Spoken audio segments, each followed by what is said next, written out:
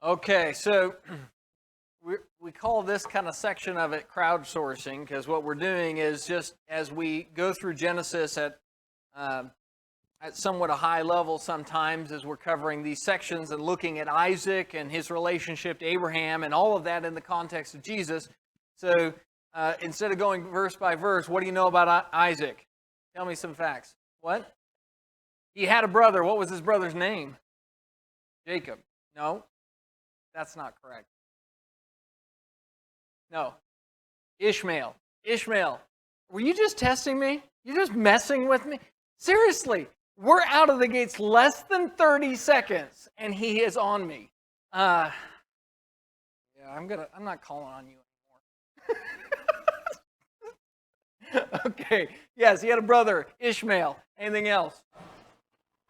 Son of promise. He's the son of promise. Yeah, we're going to talk a lot about that particular element of him and that relationship to Jesus. Anything else?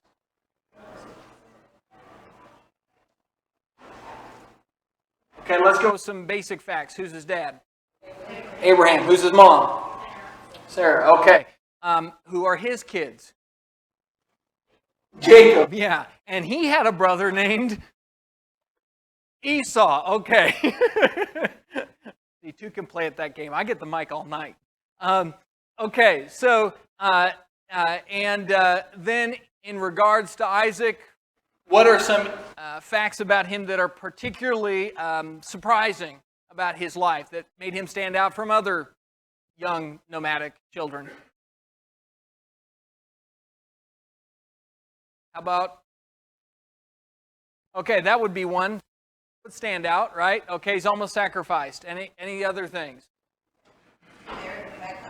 Marry Rebecca. Okay, yeah, and which is interesting too because he had to go back to the country that he was from in order to marry Rebecca. So, how about his birth? Anything interesting about that? Parents were really old. Okay, so you kind of begin to look at all these different aspects about Isaac, and what you have is a child who will have an abnormal life with some abnormal legacy attached to it, and that his life will function as an allegory. Now, if you talk about Isaac and you talk about his brother Ishmael, so you have Isaac, whose mom is Sarah, and Ishmael, whose mom is Hagar, who was the handmaiden of Sarah, and you look at the two brothers. Ishmael's the older of the two, but Isaac is the child of promise. And so Galatians gives us some insight into this entire aspect of things, where when it says in Galatians 4, this is allegorically speaking, for these women, both Sarah and Hagar, are two covenants, one proceeding from Mount Sinai, bearing children who are to be slaves, and she is Hagar, and the other talking about the woman of promise and the free nation that would come from her descendant Isaac.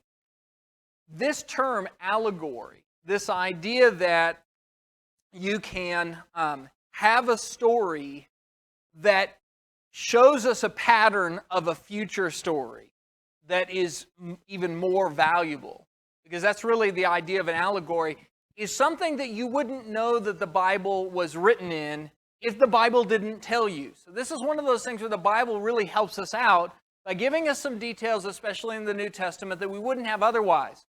So, for example, I just got back from lectures, and in lectures they focused on, all these different preachers talked about the Exodus, and how the exit out of Egypt and the slavery of Egypt is, and the children of Israel, and them going out of that and eventually going into the promised land, that makes a lot of connections for us. Why? What's the connection from slavery to freedom from slavery to going to the promised land for us as Christians?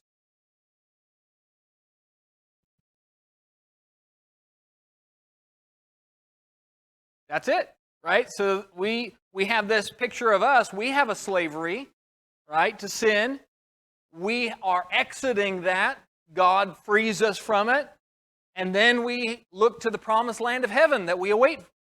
And as you look at the two, the exodus of the Israelites and their slavery is an allegory for the greater exodus. Now, typically that's what you find with allegory material, is that one, they share the same pattern, right? So there's a rhythm to it, a pattern to it, but one is greater than the other. The freedom from physical slavery is a big deal, but nothing in comparison to the freedom from spiritual slavery. So now in Galatians 4, we're told these two women, Sarah and Hagar, and the children that came from them as their offspring, are allegories for a bigger pattern. Hagar has a child, and his name is Ishmael, and he's the firstborn.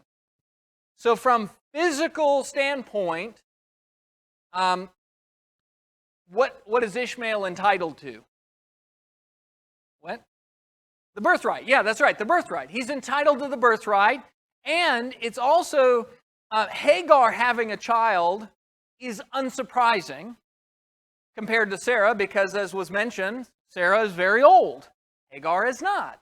And so that is the more natural pattern of things. So Abraham and Sarah, in fact, it was their idea, it was Sarah's idea, right? She says, hey, we need a descendant, why don't we go about it this way?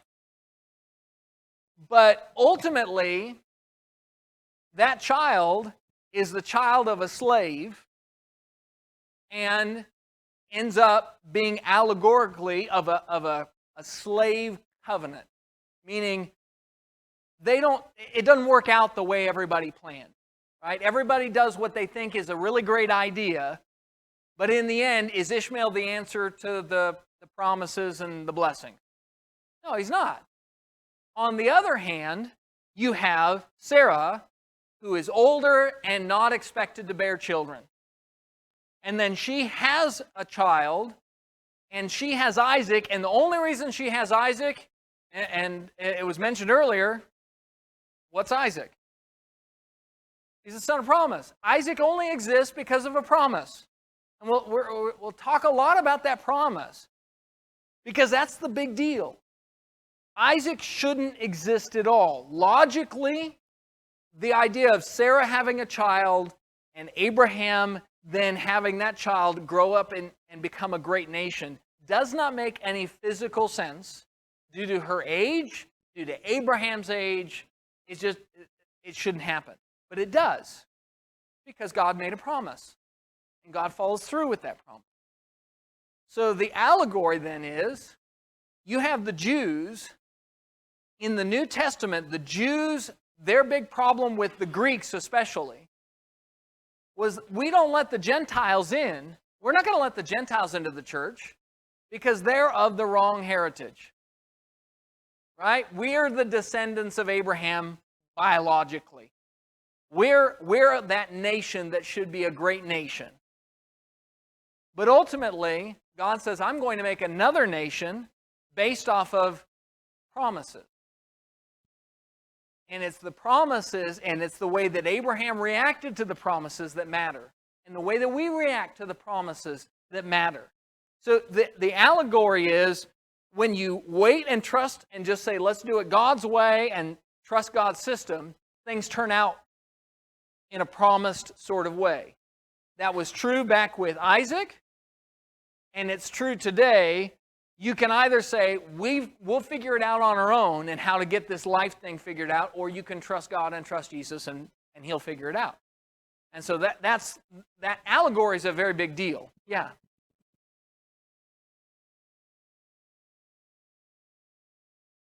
Yes. Yes. Yes. Even to this day, the Jews and the heirs. Okay, so her question is, Ishmael, he becomes a great nation too, of which it's true. Hagar was told he'll become a great nation, and he'll be a wild donkey of a man, and he's going to fight everybody. Interestingly enough, Islam and the Muslim religion, they agree with the Bible up to the point of Isaac and Ishmael. They agree with that whole story. But to them, they will say Ishmael is he's the promised one. Isaac's not the promised one. That's where the Jews got it all backwards. So yes, so historically that connection to Arabia and that entire movement. Okay, so now we're a little bit off track, but no, you're okay. But yes, my point of view is, yeah, good luck having peace from a national identity of being a wild donkey, who just fights. So, but yeah, that is a little bit of a digression, but it's okay. Any other comments or questions? Okay, so there's several things to take from this. One is, understand that the Bible does leave room for allegorical statements and allegorical events, and you'll find them throughout the Bible where you have events that tell us this is a pattern, and you look at that pattern and it's repeated in a greater sense. You think about the flood. The world is flooded by water. What are we told we're to wait for? There's another flood coming, right? But what is it with? Fire. That's right. It's fire. I love how Gwen, whenever she answers me, always gives me this look like, I think he's wrong, but I'm going to give him the answer anyway. Yeah. So you see this pattern of one was a destroying of the world in a physical sense. The other is a destroying of the world in a much greater sense when it's done at that level. And throughout the Bible, those sorts of patterns show up. So it's something for us to be aware of as the Bible is written with that pattern in mind. Yes? Interesting that here, Paul completely changes the meaning of allegory here from its previously historical use. Because the Greeks sort of came up with it when they got embarrassed by Zeus's escapades with the Kardashians, right? So they would make up some higher meaning. Mm-hmm. Well, Zeus's infidelities actually mean this striving for whatever. Right. They mean something else. It didn't really necessarily happen, but we can get some truth out of it. Right. And then you get Philo, and the Jews used allegory when they became embarrassed by certain things in the Old Testament. This thing might not have happened in history. There's some truth to it we can derive. But we can get some ideas, yeah. But Paul flips it sideways, and he says, actually, this happened in history, and it corresponds to this other thing that also happened. Mm-hmm. And that changes everything. And so the meaning there is more like typology, allegory. Paul completely overturned that entire system of thought. Right. And it is really important for the point that he brought up is oftentimes allegory is associated, and I see it, is associated with this idea of a fake story. It didn't actually happen, but we can get some higher meaning from it. And we're not saying that at all, right? Abraham was a real person. Sarah was a real person. Isaac, Ishmael. And in that sense, that is a really big point that Paul did that because now we look at God has been shaping this storyline since the beginning for us. Yeah. The verse seems so backwards. I mean, the image to me seems so backwards that Paul is overlaying this incredible historical event of Mount Sinai and what that historically means for the people of Israel, which is this is where God establishes his covenant. You are now my people. These are the laws I'm going to give you. And it's a positive thing in the history of Israel. And Paul's like, oh yeah, by the way, all of those people, that's Hagar. Yeah. And that just sort of broke the brains of a lot of people to be like, wait a minute, you're saying that allegorically the children from Mount Sinai are Hagar? Like they already had an idea of what the children of Hagar were like. Right. And Paul's saying, yeah, that's right. And the ones that come from Mount Sinai, all of that, that's them. Yeah. And it would have had them scratching their heads. And especially coming from Paul, who is of that lineage himself. Like, that's not what you would expect in any way. And so it's that beautiful paradox of the Bible where God says these things and it just blows our brains. And it's, so Yes, absolutely. All of that stuff comes up, and you realize the Jews, they've been saying all along, well, we're the really special ones because we got all these rules, and God gave it to us at Mount Sinai. But in reality, what did all the rules and the commandments of Mount Sinai do to the Jews? What was the one major lesson they should have learned from all the laws God gave them? Galatians says one thing. It put everybody under sin. They should have learned one thing from looking at all those laws. We're all a bunch of lawbreakers. Like, we are not free. We're not good. We're bad. Nobody should have understood that concept more than the Jewish nation. Because it's like, you imagine somebody who is very familiar with U.S. law. And so you have an attorney and they know all of the U.S. laws. I can't imagine having the ability to know all that, but imagine you had an attorney who could know all U.S. law. They would know better than anybody else that anytime they broke one, wouldn't they? So they would be aware of every landmine in life. I heard one time, and I don't know the accuracy of it, but if you count all the laws, including the antiquated ones in U.S. law, we all break about 10 laws a day, you know? And if you were a Jew and you were very familiar with that Mount Sinai covenant that God gave Moses, you should have understood that. We're a bunch of lawbreakers. We're the slaves. But that was not the conclusion they came to. And so, yeah, Paul is addressing that and saying, actually, the only way out of the problem you have is through the promise. You got to trust God with the promise. The same way Abraham and Sarah, the only way to really have descendants was to trust God to give them a descendant, to provide Isaac. So Isaac, as that child of promise, stands that way. Any other thoughts or comments? Yes. Just a point that we probably get to or maybe pass up, but we talked a lot about the fact that the idea of the Gentiles still being all the other nations, being all the other nations, but still being under God's hand and God's guidance, and ultimately, throughout the fruition of Christ's story, being welcomed back into the group with everybody else. And Ishmael's no different. Even when Hagar and Ishmael get sent away, it still says God winds up with them and watching over them and guiding them. So there's even in that instance, the separation of the two, God's over both ends of it. Yeah. So with that in mind, we move to this word that we've been kind of biting around the edges of covenant. And so you move over to Genesis 17 in particular, and you begin to, after you've looked at these events about God promising Abraham a son, and then all the events with Sarah and Hagar, in chapter 17, God corrects that, says, no, you need to be waiting for a son I'll give you. And he gives them the covenant of circumcision. And so if you look, he says, starting in verse 1, the Lord appeared to Abram and he said to him, I am God Almighty. Walk before me and be blameless. I will establish my covenant between me and you, and I will multiply you exceedingly. And Abram fell on his face, and God talked with him, saying, as for me, behold, my covenant is with you, and you will be the father of a multitude of nations. And no longer shall your name be called Abram, which means exalted father, but your name shall be Abraham, which means father of a multitude. For I have made you the father of a multitude of nations, and I'll make you exceedingly fruitful, and I'll make nations of you, and kings will come forth from you. So God lays down this covenant with him, and with that covenant lays down the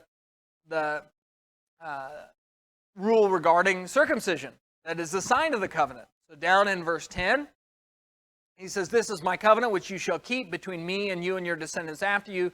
Every male among you shall be circumcised, and you shall be circumcised in the flesh of your foreskin, and it shall be the sign of the covenant between me and you. And every male among you who is 8 days old shall be circumcised throughout your generations.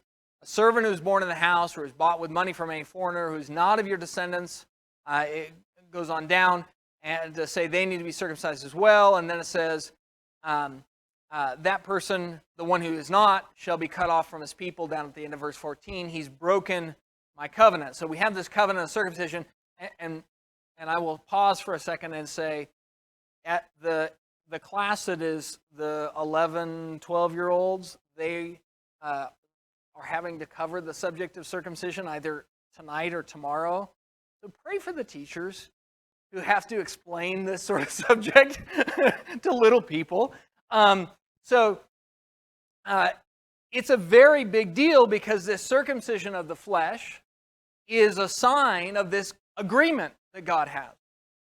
Well, when you look in Colossians chapter 2, we go down through that, and it's talking about Christ, and in him all the fullness of deity dwells in bodily form.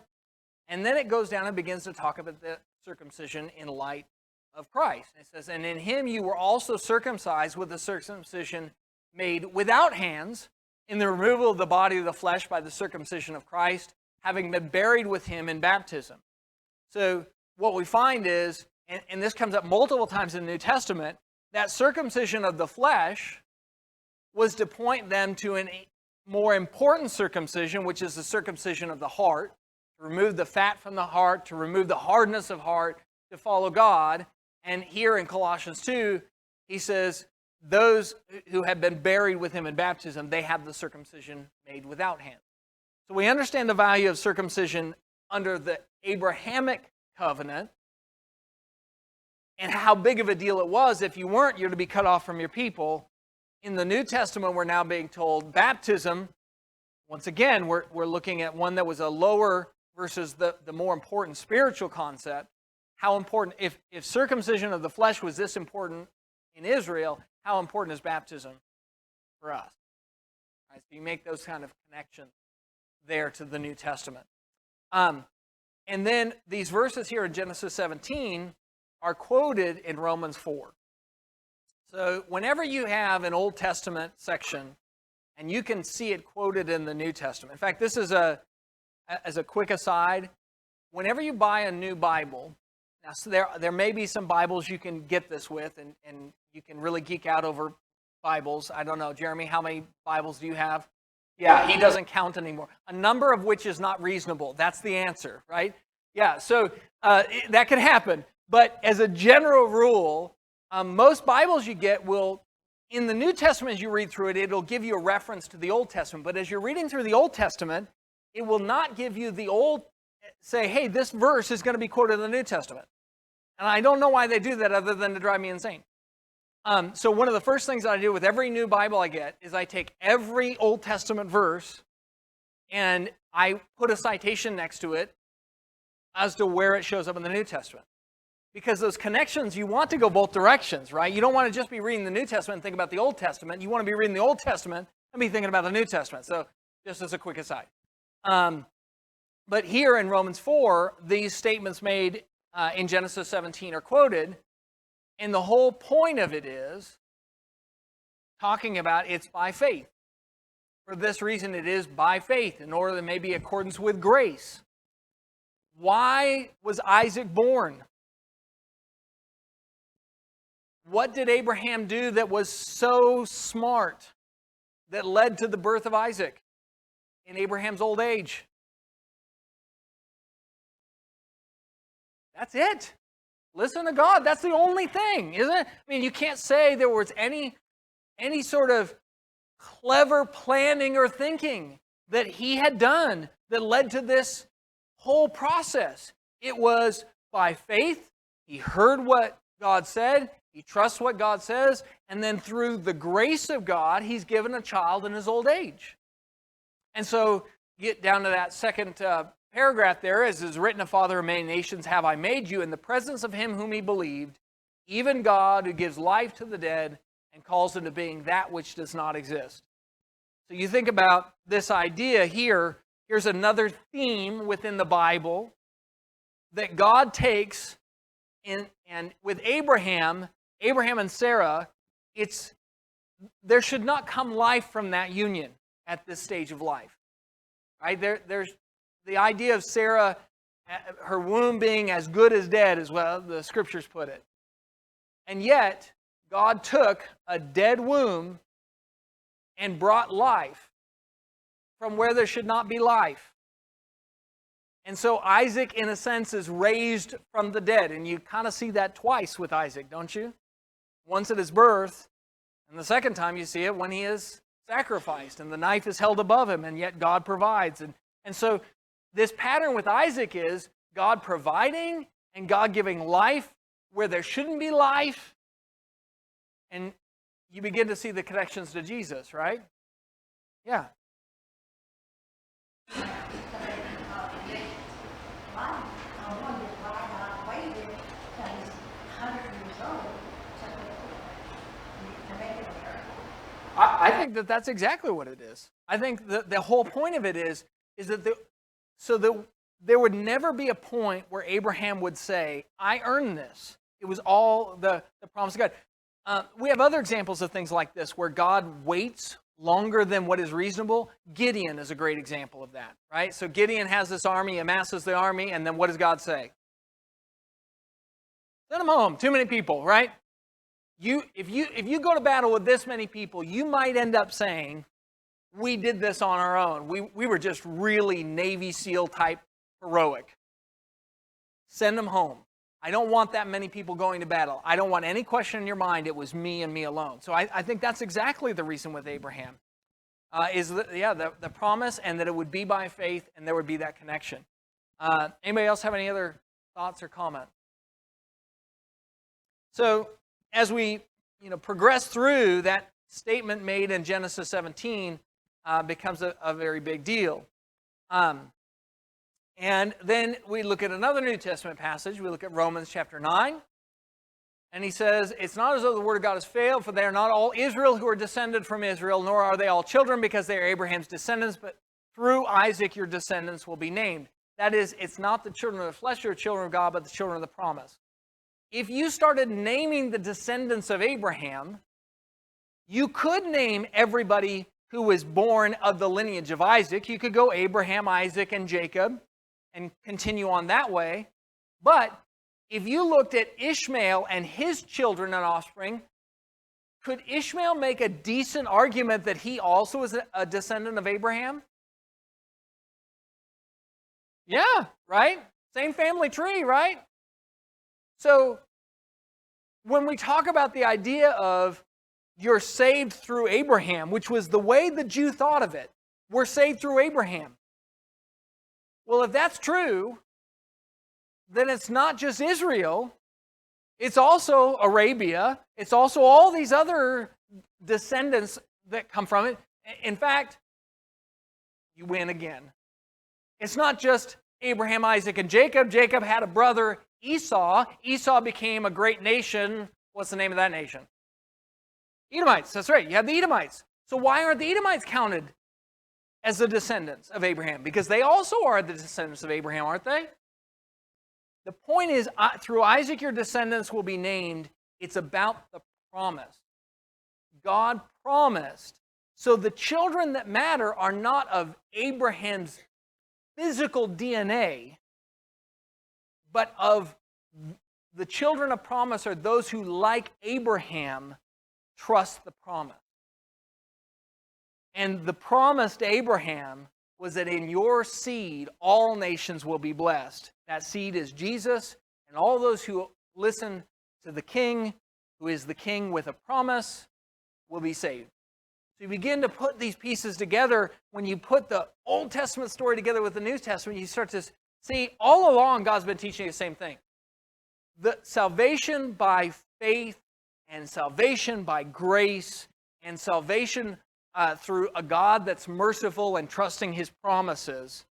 And that entire process is not a New Testament idea. It's a Bible idea. It's just throughout the text everywhere you go. Okay, anybody have any thoughts there? Anything they'd like to add before we kind of progress to a new idea? Okay, so this kind of brings us through Genesis 15, 16, 17, really into about 18. And then in 19, we have this whole separate section about Sodom and Gomorrah. And the debauchery of those cities, and how they will fall, and how God will rescue Lot. And so here's my question. What does Sodom and Gomorrah teach us about Jesus? Anyone want to take a stab at this? The short version is there's more than one thing. What are some things you learn about, well, even before Jesus, what does Sodom and Gomorrah teach us about God? Long-suffering, okay? In what way?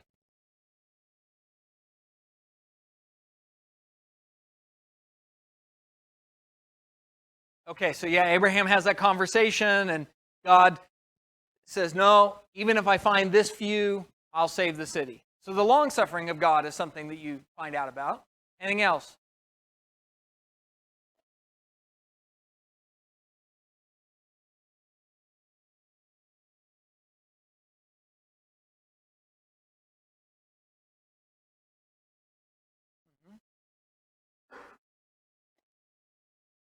Yeah. That's a great way to put it. You can't be an enabler. It's not loving to enable somebody to continue in harmful, sinful behavior. So yeah, God has a line. He draws a line. He's a God of love, but He's also a God of justice, of right and wrong. Anything else? Yeah. And it's similar to that Jesus is not afraid to pronounce judgments. In fact, he does so on the generation he preached to, that it would be easier for Sodom in the day of judgment. Yes. The current generation. Of course. Yeah, no, absolutely. So what Matt is referring to are verses Matthew 10:15 to Matthew 11:23, when Jesus went around preaching in the different places, as well as when He sent His apostles out. He said, look, if a city doesn't listen, wipe the dust off your feet. And He said it would be easier for Sodom and Gomorrah in the day of judgment than for those cities. So yeah, Jesus is unafraid to pronounce judgment when necessary. Yeah. Yes, but God allowed them to live in Sodom and Gomorrah all that time. It wasn't until the angels of the three men went there that God decided to judge them, right?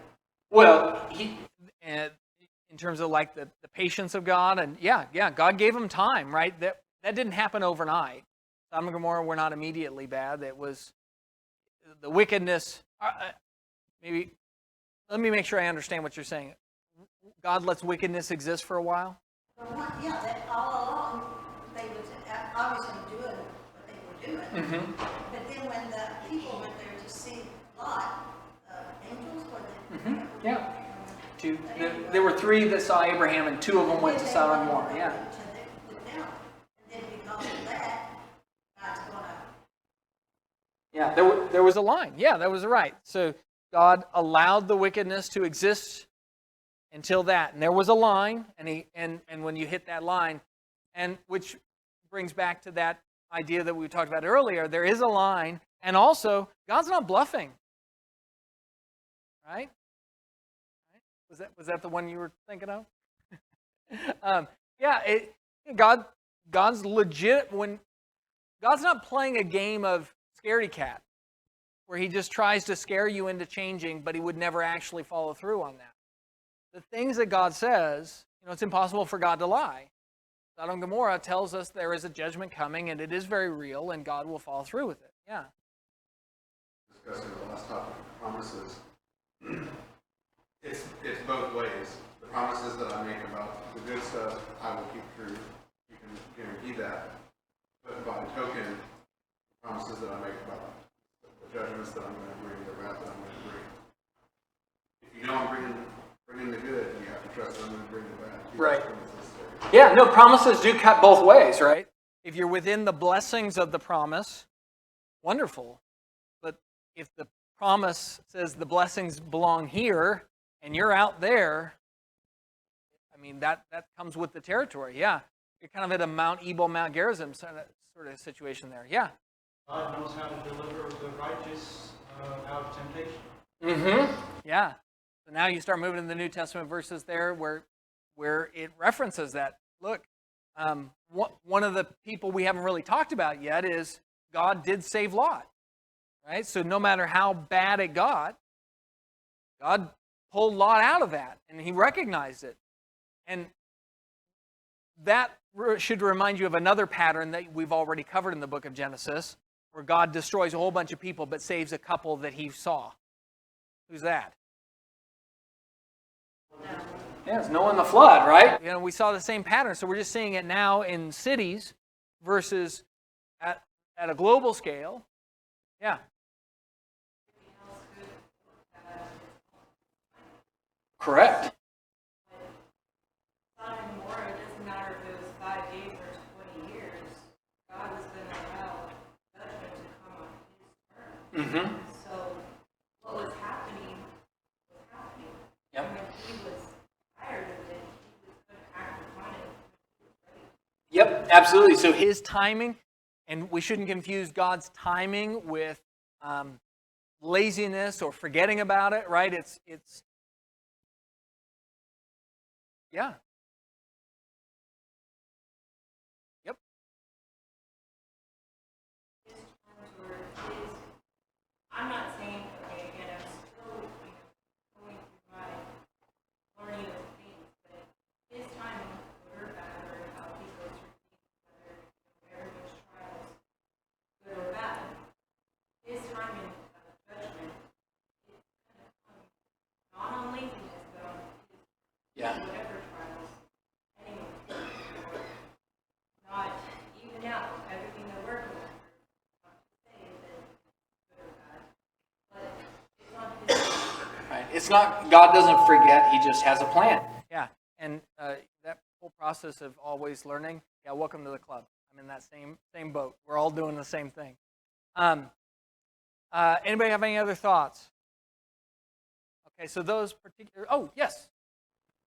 I don't think it's necessarily that always that I know God allows things to happen, but I think it's because of God's mercy. Because look at all the things that are going on now. Mhm. He hasn't come back, and just wiped us all out. Right. But I think because he wants people to turn. So when all that stuff is going on, not at least just think that's a long time. Yep. I do think that I think it's Yeah, and you're absolutely correct. In fact, that's the point that's made in 2 Peter 3 when talking about why hasn't God destroyed the earth, is he desires all men to repent. And so, yeah, you're right. It's an act of mercy that Sodom and Gomorrah wasn't destroyed the first time somebody sinned, right? God is holding back that in hopes that people would repent and people change.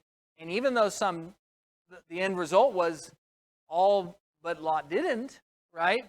That doesn't negate that mercy that he was showing and that patience with it. And the same thing today, like, why hasn't Jesus come back yet? I mean, really, the answer isn't us, not us here, right? Because we would be fine if he came back. It's all the others who have not yet come to Christ. Yeah. I think Sodom and Gomorrah relates to Revelation 14, the grapes of wrath. So the angel swung the sickle to the earth and gathered the clusters from the vine of the earth and threw them into the great winepress of the wrath of God. So while we know that God is merciful and wants all men to be saved, when we look at the utter devastation of Sodom and Gomorrah, it tells us how much he hates sin and sinful activity. Yeah. There's a harvest. Those grapes are going to be harvested. And they're going to be found wanting because God is going to be wrathful and he's going to press them in his winepress. Yeah. Yeah, and it is a good point that the level of destruction involved with Sodom and Gomorrah is total, right? I mean, this is the invention of shock and awe. And that tells us something. It says something about God's character, and he may store it up, right? He can store up the wrath for the right time, but it will be pressed. Yeah. And we become very tolerant of it. But we see how much God hates sin, this utter devastation, where it gives you an appreciation for what happens at the judgment. Yeah, absolutely. It will be addressed. Yeah. You started asking a question about Jesus and then said, well, hold on, let's say what it says about God. And I agree with the long suffering, but in terms of kind of where that leaves with Jesus, the dwindling number that he gives, to me, almost gives a familiarity of the, I forget what verse it is, but there will be more rejoicing in heaven over the one that comes versus the 99 who had no need to repent. And to me, it kind of shows that although, yes, God wants everybody to come, he knows that that's not going to happen. Right. And so even getting down to the point that 1 or 2 people, that's a celebration, because that's not one more person that is not getting destroyed. It's not getting, The rescue of Lot is still a win. right. It's a win of one, but it's still a win. Yeah, absolutely. And Jesus is a perfect example of that. Knowing as he came down, he knew full well most people would reject him as king, right? And so, yeah. Okay, Genesis 21. We'll kind of finish out with just summarizing some of these ideas as Isaac is now born. And so the Lord took note of Sarah as he had said, and the Lord did for Sarah as he had promised. So Sarah conceived and bore a son to Abraham in his old age at the appointed time of which God had spoken to him. And so this one verse sums up a lot of the ideas that we've been addressing the whole way through. You know, God taking note of Sarah, right? God pays attention. He's not unaware. He made a promise and he followed through with it. But it was at an appointed time. It was his timing, not man's timing. And the fact that it was in their old age points to the fact that it has nothing to do with natural ability, but it has everything to do with the grace and the mercy of God. So if they trust God, it works out. You don't trust God, it doesn't work out. There's no way to hack the system, right? There is God's system, and that's how we find grace. Anybody have any other comments or questions? Okay, we will.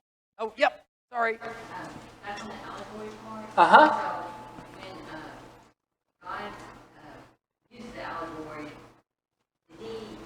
I guess it's kind of the chicken and the egg thing. Did he plan for that, and then he was going to use that as part of his plan, or is it the other way around? I think it's the first one. I think God had the plan all along. Whenever you see a sheep, I want you to understand, whenever you see a sheep here on earth, the only reason that critter exists, with all of its ridiculousness, is just to teach us some stuff. God was thinking ahead. And I think that that's true with all of these things. The way that he did things was thinking ahead so that we would, when the mystery is revealed, we would have this greater picture and tapestry. So, yeah. Anything else? Yes. It's like Eric raises sheep sometimes, and he says sheep is the dumbest animal he's ever had. Yep. So that goes to tell. I was going to say, do with that what you will. Eric Swisher says sheep are the dumbest animal out there. Just take that with a humble pill and move on. Okay, we'll close down shop there. And reading for next week is at the bottom, chapter 22. It's not a big, long reading. We're going to focus there on the sacrifice of Isaac.